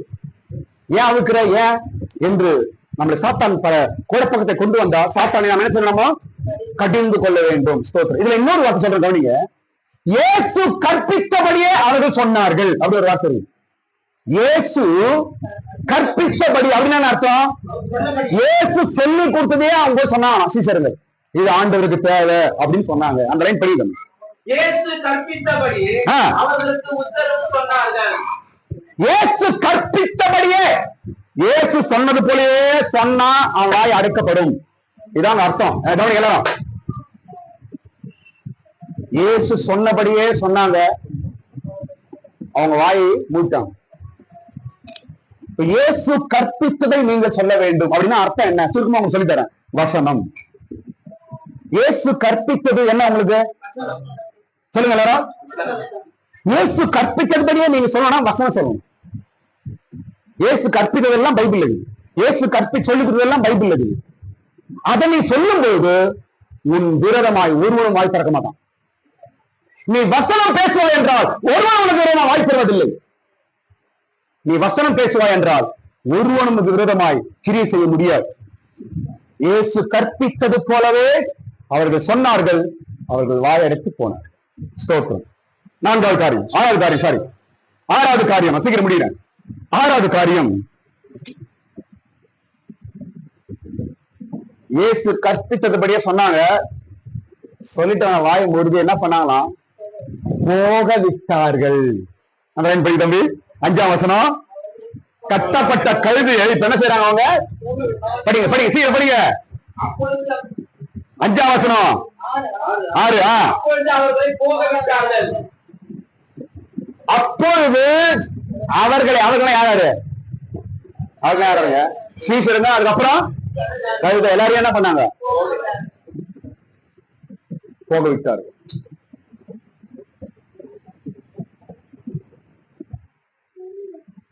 ஒரே வார்த்தை பாருங்க. நாம் கவனிங்க, நாம் கட்டப்பட்டோ முடக்கப்பட்டோ ஒரே இடத்துல இருப்பது தேவ சித்தம் அல்ல. நாம் முன்னோக்கி போக வேண்டும். இதுதான் தேவ சித்தம்.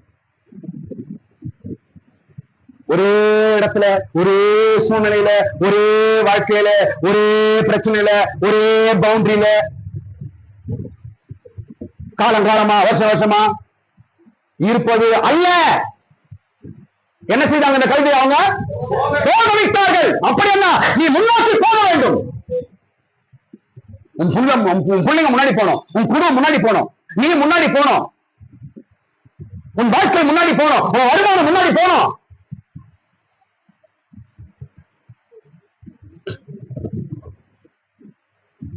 ஆமென். ஸ்தோத்திரம். பல வருஷமா நின்னத்துல கருது, பல நாளா பல வருஷமா தெரியல, பல காலமாய் நின்ன இடத்துல நின்றுச்சு அந்த கழுதை. இயேசுவின் நேரம் வந்தது, அது முன்னோக்கி போக ஆரம்பிச்சிச்சு. இயேசு ஆள் அனுப்பினாரு, அந்த கழுதைக்கு என்ன ஆச்சுங்க? இப்போ முன்னோக்கி போக ஆரம்பித்தது. போகவிட்டார்கள். எல்லாம் சொல்லுங்க, போகவிட்டார்கள். நான் சொல்றேன் கவனி எல்லாரும். இன்னையோடு கூட உன் கட்டுகள் உன் தடைகள் இன்னோடு கூட நீங்குகிறது. உன்னை தடுத்து நிறுத்துற வல்லமைகள் எல்லாம் இன்றைக்கு உன்னை முன்னோக்கி போக செய்ய போகிறேன். எந்த பிரச்சனை எந்த காரியம் உன்னை தடையாய் ஒரே இடத்துல நிற்க செய்து கொண்டிருந்ததோ அதே பிரச்சனை உன்னை போக செய்ய போகிறது. போகவிட்டார்கள். கழுது ஒரு சந்தோஷம். இப்போ எப்பா எவ்வளவு நாள் தான் இங்க இருந்தது, வழி தெரிஞ்சுடா எப்பா சாமி. இயேசு நாமத்தில் நம்ம கூட வேற சபை அடங்கிட்டு நம்ம போக ஆண்டு கரங்க தட்டுங்க. இங்க இருந்து முன்னோக்கி போகமாக கையை தட்டு கையை தட்டு கையை தட்டு. ஒரு முன்னோக்கி போக நம்ம எல்லாரும். பல நாளாய் ஒரே இடத்துல இருந்த கழுதை, பல நாளாய் ஒரு மூமெண்ட் இல்லாம இருந்த கழுதை, பல நாளாய் வளர்ச்சி இல்லாம இருந்த கழுதை, பல நாளாய் ஒரு விடிவுகாலம் இல்லையா என்று புலம்பிக் கொண்டிருந்த கழுதை இப்பொழுது முன்னோக்கி போக ஆரம்பித்தது. நீதான் அது. விசுவாசிக்கிறீங்களா? கவனிங்க, என்ன பாருங்க எல்லாரும். இங்க பாருங்க, ஆண்டவர் யார் மூலமா அந்த கழுத்தை முன்னோக்கி போக செய்தாரு? சரி, ஓகே, சுருக்கமா சார் கவனிங்க. யார் மூலமா முன்னோக்கி போக செய்தாருமா? யார் கேள்வி கேட்டாங்களோ, யார் தடை பண்ணாங்களோ அவங்க மூலமா முன்னோக்கி போக செய்தார். இதன் அர்த்தம் என்ன? எந்த பிரச்சனை உன்னை தடைப்பட்டோ அந்த பிரச்சனையை உன்னை முன்னாடி கொண்டு போது பாரு. கரங்களை தட்ட கரங்களை தட்ட. எந்த சூழ்நிலை எந்த பிரச்சனை எந்த சோதனை உன்னை தடைப்பட்டு நின்று கொண்டு வரும் அதன் மூலமாக நீ முன்னாடி போகிறாய்.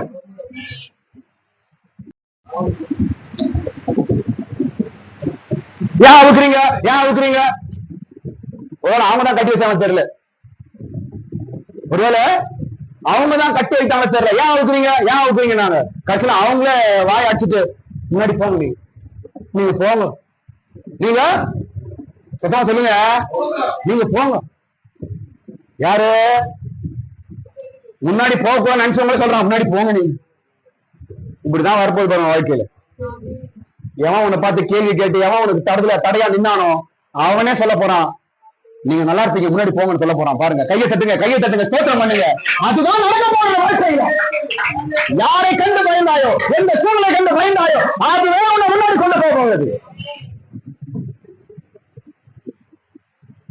தேவன் செய்யும் காரியம் இது.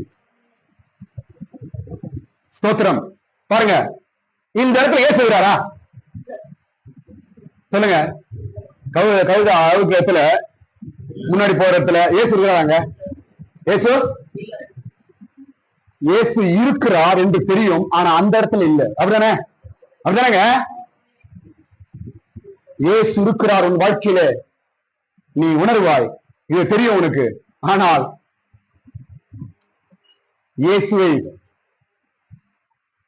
மறைமுகமாய் உன்னை முன்னோக்கி உன்னை போக செய்ய போறாரு.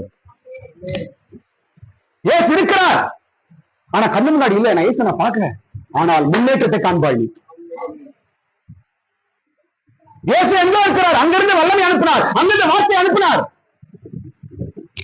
இயேசு கண்ட பார்க்க அந்த கழுதை, ஆனால் அவருடைய வல்லமையின் மூலமாய் கட்டு அவிழ்க்கப்பட்டதை உணர்ந்தது. முன்னாடி போறத கழுதை உணர்ந்தது. இதுதாங்க உன்னுடைய வாழ்க்கை என் வாழ்க்கை நடக்க போகுது. இயேசு கண்ணில் பார்க்க முடியாது, பார்க்கல நீங்க, ஆனால் அவருடைய வார்த்தை அவருடைய வல்லமை உன் வாழ்க்கையை நீ உணரப் போகிறாய். அது வேலை செய்ய போகிறது. போக விட்டார்கள். முன்னாடி போக விட்டாளா? போக கழுதை முன்னாடி போக ஆரம்பிச்சிச்சு. ஸ்தோத்திரம்.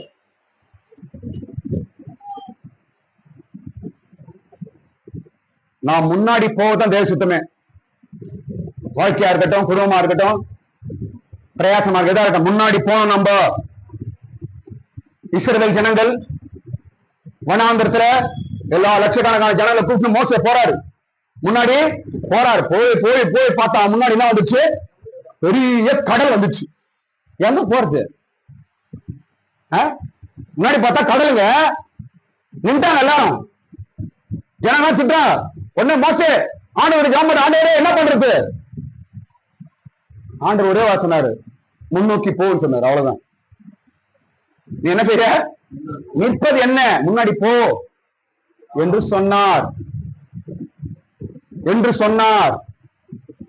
முன்னாடி போன்னு தான் சொன்னாருங்க. கடல் ரெண்டா பங்குச்சுங்க.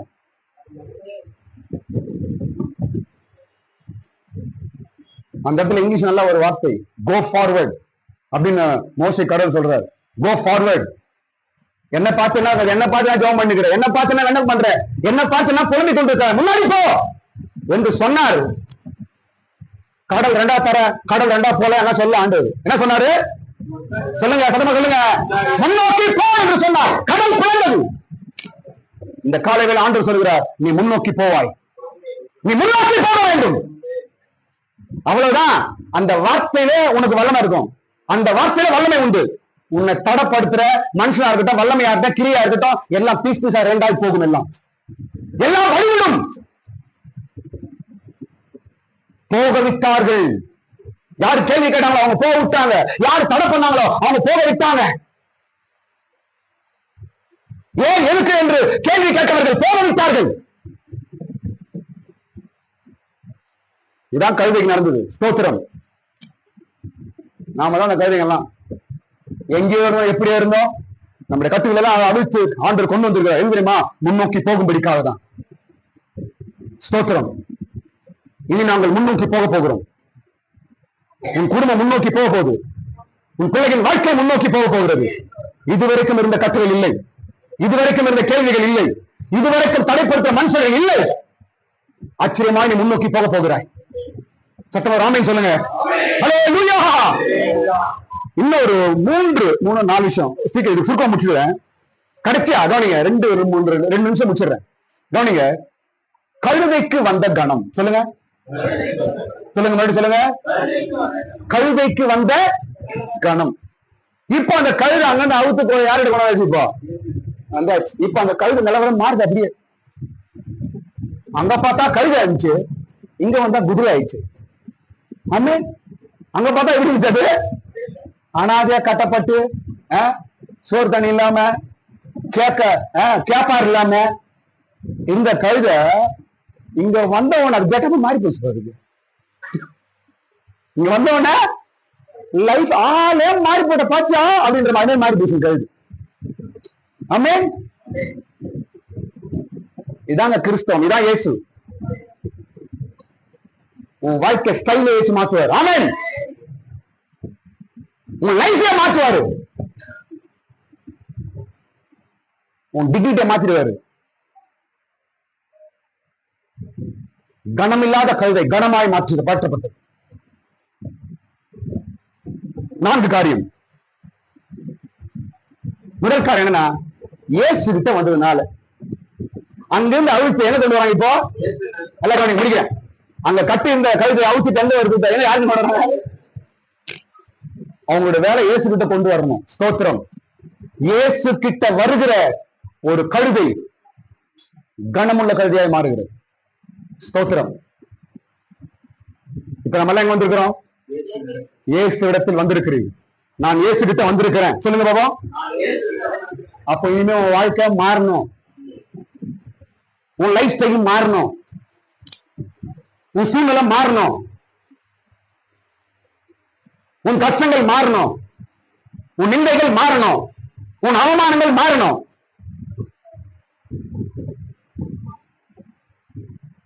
இது வரைக்கும் வேற மாதிரி கழுதியா இருந்த, இப்ப வேற கழுது. ஸ்தோத்திரம். என்ன நடக்குது? இயேசு கிட்ட வந்தோடனே என்ன நடக்குதுன்னா, அது மேல வஸ்திரங்கள் போட்டார்கள். படித்தாங்க சீக்கிரம் படி வசனம். 7ஆம் வசனம். அதுல 7ஆம் வசனம். போதும். இப்ப இயேசு கிட்ட கூட்டு வந்தவன அந்த கழுதைக்கு என்ன உண்டாகுதுங்க? சொல்லுங்க. வஸ்திரம். அது மேல வஸ்திரம் போடுறான். வஸ்திரம் போட்டு அது மேல இயேசு உட்கார்றாரு. ஸ்தோத்திரம். வஸ்திரம் என்பது என்ன? ரட்சிப்பு, ஞானஸ்தானம், தாழ்மை, இதெல்லாம் வஸ்திரம். வஸ்திரம் போட்டுதான் ஒரு மேல உட்கார முடியும். ஆமே. குதிரை மாதிரி ஆகிட்ட ஒட்டகம் மேலையா ஏறி உட்காரும் போது தான் அப்படியே உட்காந்துறாங்க. என்ன பண்ணுவாங்க? துணியோ ஏதோ சீட்டு மாதிரி ஏதோ போட்டுதான் உட்காடுறாங்க. அப்பதான் உட்கார முடியும். பீச்ல பாத்துக்கலாம் குதிரை அது மேல துண்டை துணியை போட்டுருப்பான், அதனால உட்கார இருப்பான். வஸ்திரம் இருந்தாதான் இயேசு உட்கார முடியும். என்ன அந்த வஸ்திரம்? தாழ்மை. சொல்லுங்க எல்லாரும். தாழ்மை என்ற வஸ்திரம் தான் இயேசு மேல உட்கார முடியும். ரட்சிப்பு என்ற வஸ்திரம் தான் இயேசு மேல உட்கார முடியும். ஞானஸ்தானம் என்ற வஸ்திரம் நமக்கு இருந்தா தான் இயேசு மேல உட்கார முடியும். அப்பதான் வாழ்க்கை மாறும். இது வரைக்கும் வஸ்திரம் இல்லாத கழுதையா இருந்துச்சு, இப்ப என்ன உண்டாயிடுச்சு? வஸ்திரம். ஸ்தோத்திரம்.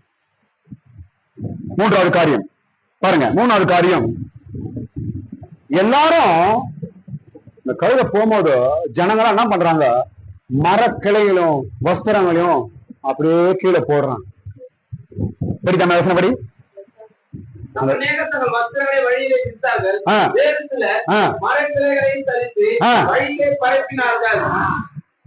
கீழே கீழே போடுறாங்க. இந்த கழுதை பார்த்து, நான் தானா இது? நான் தானா? ஒருவேளை இவங்க வேலை ஆள் மாதிரி பண்றாங்களா இவங்க? கழுதை ஒரே ஆச்சரியம். இப்ப அதுக்கிட்ட வேலை கழுதியா? கழுது சொல்லாத கம்மி, என் லெவல மாறி போச்சு. கழுதுன்னு சொல்ல, எனக்கு கழுதுன்னு கூப்பிடாது. இதுல பேஸ்புக்ல ஒண்ணு பார்த்தேன், ஒரு அம்மா சொல்லுது, என் லட்சுமி தூக்குற இரு அப்படின்னு. அது அவன் சொல்றான், ஏதா நாயா? ஏய் நாயா சொல்றேன், என் நாயா சொல்ற, அது லட்சுமியா இருக்கு. நாயன் நாயன் சொல்லாம சொல்றது அப்போ. ஸ்தோத்திரம். ஒருத்தர் வீட்டுக்கு போனாராம். வீட்டுக்கு போனா நல்லா நாய் இருந்துச்சான். நாய் இருந்துச்சா பார்த்துட்டு போயிட்டாரு. அந்த நாய் ஓனர் கிட்ட கேட்டார் அவர், ஐயா நாய் ரொம்ப நல்லா இருக்குது, அது பேரு என்ன அப்படின்னு கேட்டார். என்ன பேரு? நாய் தான் அது பேரு அப்படின்னு சொன்ன. அதுக்கு என்ன பேரு? நாய் தான் அது பேரு அப்படின்னாராம். ஏங்க அப்படின்னா, அது ஒரு பேரை வச்சு அது ஏங்க ஞாபகம் வச்சு அதை கூப்பிட்டு நாய் தாங்க அது அப்படின்னு. அப்ப நாயன் நாயன் சொல்லுவாங்க. ஸ்தோத்திரம். கழுத இப்ப லெவல் மாறின வந்த அதான் சொல்லுது, என்ன கழுதை கூப்பிட்டு நாளைக்கு கேட்ட போறோம். இப்ப லெவல் வேற. ஸ்தோத்திரம். என்ன பண்றாங்க? இப்ப அதுக்கு மரக்கிளைகளும் வஸ்திரங்களும் கீழே போடுறாங்க. இது என்ன போய் காட்டு தெரியுமா? நான் சீக்கிரம் முடியல, கவனி. என்ன தெரியுமா? மனுஷரால் கிடைக்கும் மரியாதை. நான் சொல்ற கவனி. என்ன பாருங்க, ஒரு கிறிஸ்தவன் என்றால் சொசைட்டியில் உனக்கு மரியாதை கட்டாயம் உண்டாகும். இது இயேசுவின் என்ன சொல்றது? இயேசுவின் இது ஒரு ஒரு என்ன சொல்றது? இது இயேசுவின் ஒரு ஆசீர்வாதம் தான் இது.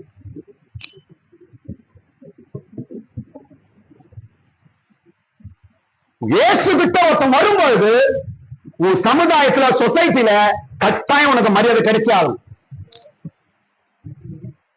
அதான ஒரு கிறிஸ்தவனுடைய வாழ்க்கை. இயேசுவின் நியமனம். இயேசு நியமித்திருக்கிறார். ஆமென். ஒரு இடத்துல ஒரு காலத்துல கட்டப்பட்ட கழுதையா இருந்துச்சு, இப்ப எப்படியா மாறிச்சது? மரியாதைக்குரியதாய் மாறிவிட்டது. ஆமென். கனத்துக்குரியதாய் மாறிட்டது. முதல் பேசுற மாதிரி நீ பேச மாட்டாங்க. உங்களை பார்த்தா சர்ச்சைக்கு போறாரு அவரு, வாடா போறாங்க சொல்ல மாட்டாங்க. அவருன்றாங்க, ஐயான்றாங்க, பிரதர் அப்படின்றாங்க, சகோதரா சார் அப்படின்றாங்க. இதுக்கு முன்னாடி ஏய் வா அப்படின்னாங்க. அப்போ கழுதாங்க. இப்ப என்ன ஆச்சு? நம்ம மேல டிரெஸ் போட்டாச்சு. இப்ப என்ன ஆகுது? கணம். இதெல்லாம் நீங்க உணரணுங்க. கட்டாயம் வாழ்க்கையில் நடக்காது. உன் மேல வஸ்திரம் இருந்தது, இயேசு உன் மேல இருக்கிறார், சவாரி செய்கிறார், இயேசுவை நான் சுமக்கிறேன் என்று நினைப்பாய் என்றால் இந்த உலகம் உனக்கு மரியாதை கொடுக்கும். வித்தியாசத்தை காட்டும். ஆண்டு வித்தியாசத்தை காட்டுவார். இதுக்கு முன்னாடி நீ எப்படி இருந்த, இப்ப பாரு நான் உன்னை எப்படி வச்சிருக்கிறேன். இதுக்கு முன்னாடி நீ எப்படி இருந்த, இப்ப பாரு நான் உன்னை எப்படி நடத்துறேன். இதுக்கு முன்னாடி எப்படி இருந்த, இப்ப பாரு உன் வாழ்க்கையை நான் எப்படி பெஸ்ட் பண்ணிருக்கிறேன் என்று இயேசு வித்தியாசத்தை காட்டுவார். கட்டாயம். ஸ்தோத்திரம். கடைசி ஒரு காரியம் சொல்லி முடிக்கிறேன். கடைசி காரியம், எங்கேயோ இருந்த கழுதை இயேசு அது மேல உட்காந்துட்டாரு. இப்ப அந்த கழுதை எங்க போகுது? இப்போ இயேசு மேல உட்காந்துட்டாரு. அந்த கழுதை எங்க பிரயாணமா போகுது? இப்போ படிங்க 11ஆம் வசனம் படிங்க. தேவாலயத்திற்கு போகிறது. அப்பொழுது இயேசு எருசலேமுக்கு வந்து தேவாலயத்திலே பிரவேசித்து போதும். கழுதை மேல ஏறி இயேசு எங்க போறாரு இப்போ? எங்க போறாரு? எல்லாம் பாருங்க, எங்க போறாரு இப்போ? நான் சுருக்கமா சொல்றேன், உங்களுக்கு புரியுற மாதிரி ஷார்ட்டா முடிச்சிடுறேன். தேவாலயத்திற்கு அந்த கழுதை போய்கொண்டிருந்தபடியினால், போனதினால் அதற்கு மரியாதையும் கனமும் உண்டாயிற்று. எங்க போகிறது? நீ கிறிஸ்துவன் என்று சொல்லாமல் சரியாய் தேவ ஆலயத்திற்கும் சர்ச்சுக்கு நீ வரும்போதுதான் கனமும் மரியாதை உன்னை தேடி வரும். கிறிஸ்டின் சொல்லிட்டு சர்ச்சுக்கு போகாம, சர்ச்சில் என்ன தெரியாம எங்கிருந்து வரும் மரியாதை கனமும் உன்னை அவமானமான வார்த்தை தான் வரும் உங்களுக்கு. எதற்கு அந்த கழுதைக்கு அவ்வளவு மரியாதை? எப்படிங்க? கீழே வஸ்திரம் என்ன பாருங்க, கவனிங்க. ஜனங்க என்ன பண்ணாங்க? கீழே மர கிளையும் வஸ்திரத்தையும் கீழே போடுறாங்க. அது இயேசுக்கு போடுறாங்க, கழுதைக்கு போடுறாங்களா? இல்ல, நீங்க சொல்றது அர்த்தம் பொதுவா சொல்லுங்க. அது மாதிரி யார் கால் படுது? யார் கால்ல படுது? கழுதை கால் தான் படுது. அப்புறம் ஸ்தோத்திரம் பாருங்க. கணம் நம்மளுக்கு தான் கிடைக்கும், நம்ம தான் கழுத. ஆனா கணத்துக்குரியவர் அவர் இருக்கிறாரு, அவர் தான் கணம் போகுது. ஆனா யாரை மதிக்கிறாங்க? அவங்க கழுதையை தான் மதிக்கிறாங்க, உன்னதான் மதிப்பாங்க. அப்படி நடந்தவங்க கிறிஸ்தவர்கள். நீங்கள் ஏசு கட்டில போடல, ஏசு காலுக்கு போடல, அவங்க கழுத காலுக்கு தான் போட்டாங்க. ஸ்தோத்திரம். உன்னை கணம் பண்ணுகிறவன் ஸ்தோத்திரம். அப்படிதான் நாம் வாழ வேண்டும். ஒரு காலத்துல எப்படியா இருந்தோம், இன்றைக்கு கனத்துக்குரிய கழுதையாக மாறிற்று. ஜனங்கள் மத்தியிலும் சொந்த பந்தங்கள் மத்தியிலும் மரியாதையும் கனமும் உண்டாயிற்று அந்த கழுதை. காரணம் இயேசு. எல்லாம் சொல்லுங்க, இயேசு இல்லைன்னா மரியாதை கிடையாது நமக்கு. ஸ்தோத்திரம். அடுத்து இந்த கழுதை எங்க போகுது இப்போ? தேவ ஆலயத்துக்கு போறதுனால அவ்வளவு மரியாதை. ஸ்தோத்திரம். உனக்கு, உன் வீட்டுக்கும், உனக்கும், வீட்டுக்காரங்க, பொண்டாட்டியும், பிள்ளைங்களுக்கும் மரியாதையும் கனமும் நடக்கணும்னா சர்ச்சுக்கு நீங்க வந்தா நடக்காது. உன் கால்கள் ஆலயத்துக்கு போகும்போதுதான் உன் கால்களுக்கு கனம் உண்டாகும். உன் கால்கள் தேவ ஆலயத்துக்கு போனாதான் உனக்கு மரியாதையும் கனமும் உண்டாகும். சர்ச்சை விட்டு சர்ச்சை தூக்கி போட்டுட்டு உன் கால் வேற எங்க சுத்திச்சுன்னா இருக்கிற மரியாதை போயிடும் உனக்கு.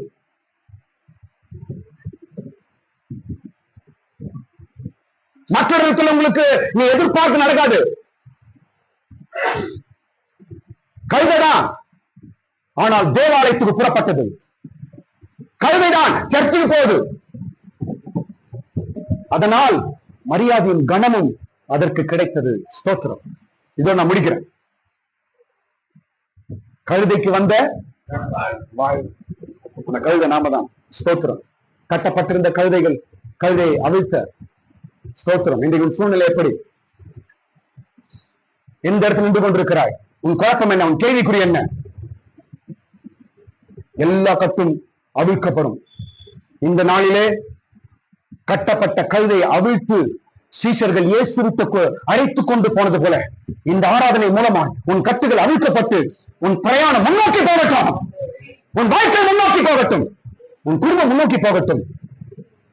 நம்முடைய கால்கள் முன்னோக்கி போகட்டும். யார் தடை பண்ணாங்களோ, யார் கேள்வி கேட்டாங்களோ அவர்கள் மூலமாகவே தேவன் நமக்கு ஒரு புதிய வழியை திறக்க போகிறார். நாம் முன்னோக்கி போகும். அவர்கள் போகவிட்டார்கள். இனி நீ போவாய், இனி நீ புறப்படுவாய், இனி உன் வாழ்க்கை முன்னோக்கி போவாய். எல்லா ஸ்தோத்திரம் பண்ணுங்க, சத்தமா ஸ்தோத்திரம் பண்ணுங்க. ஹல்லேலூயா. ஸ்தோத்திரம், ஸ்தோத்திரம், ஸ்தோத்திரம், ஸ்தோத்திரம், ஸ்தோத்திரம், ஸ்தோத்திரம், ஸ்தோத்திரம், ஸ்தோத்திரம், ஸ்தோத்திரம்.